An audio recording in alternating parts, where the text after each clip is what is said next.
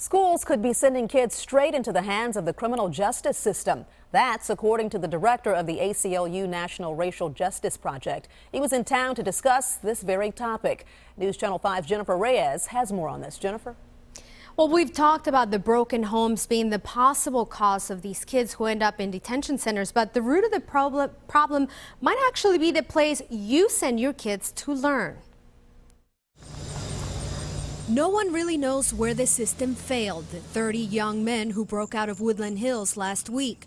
Some blame the Department of Children's Services, others blame the security staff. On the other hand, I think things have gotten better. But according to Dennis Parker, it's possible things could have started declining in the classroom. And I know people say the school shouldn't have to do it, but the fact is that's one area where we have access to kids, and you can make a difference. It's one of the reasons why we spend so much time looking at questions of the school-to-prison pipeline. Parker is the director of the ACLU National Racial Justice Project. He's here at the main library to talk about how the school-to-prison pipeline denies opportunity to children of color. We're talking about being fulfilled people who can participate in all aspects of civil society. Parker says children of color get suspended more often. Resource police officers are not trained to deal with these students, and the zero tolerance policies only adds to the pipeline. All of these things work together to feed this pipeline of kids out of the schools into the criminal justice system. And when it's left untreated, it can result in chaos, similar to what we saw last week at Woodland Hills.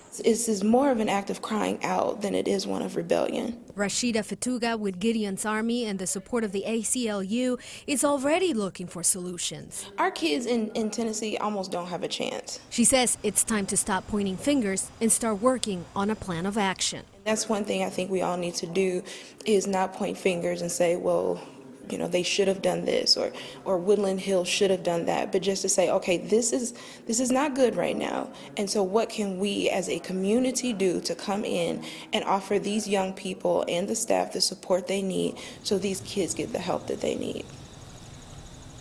And Rashida and Gideon's Army already has several programs in place to help keep children out of detention centers. She says it's more effective to help them understand their consequences than to lock them up in jail.